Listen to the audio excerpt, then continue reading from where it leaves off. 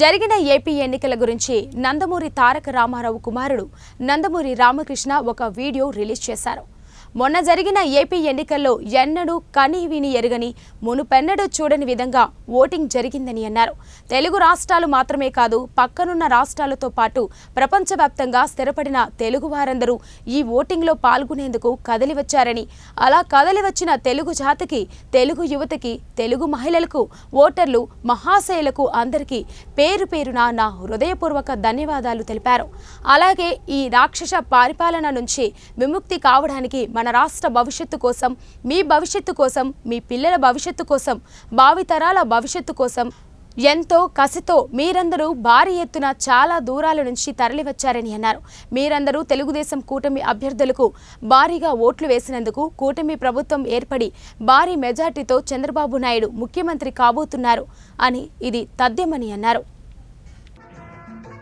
అందరికీ శుభదినం.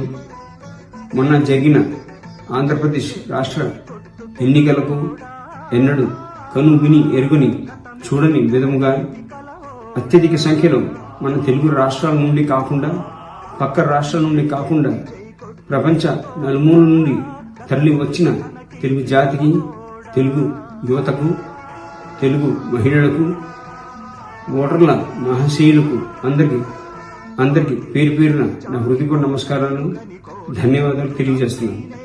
అలాగే ఈ రాక్షస పరిపాలన నుండి విముక్తి కావడానికి మన రాష్ట్ర భవిష్యత్తు కోసం, మీ భవిష్యత్తు కోసం, మీ పిల్లల భవిష్యత్తు కోసం, భావి తరాల భవిష్యత్తు కోసం ఎంతో కసితో మీరందరూ చాలా దూరం నుండి భారీ సంఖ్యలో తరలి వచ్చి మన తెలుగుదేశం కూటమి అభ్యర్థులకు ఓటు వేసినందున మంచి మెజారిటీతో మన కూటమి ప్రభుత్వం ఏర్పడి నారా చంద్రబాబు నాయుడు గారు ముఖ్యమంత్రి అవుతారు.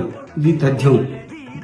తెలుగుదేశం, జనసేన, భారతీయ జనతా పార్టీ అభ్యర్థులకు ఓటు వేసి గెలిపిస్తున్నందుకు మీ యువతి యువకులకు, ఓటర్ల మహాశయులకు, యావత్ తెలుగు జాతికి అందరికీ పేరు పేరున మా తెలుగుదేశం పార్టీ తరఫున, కూటమి తరఫున అందరికీ కృతజ్ఞతలు, ధన్యవాదాలు, అభినందనలు తెలియజేస్తూ మీ నందమూరి రామకృష్ణ.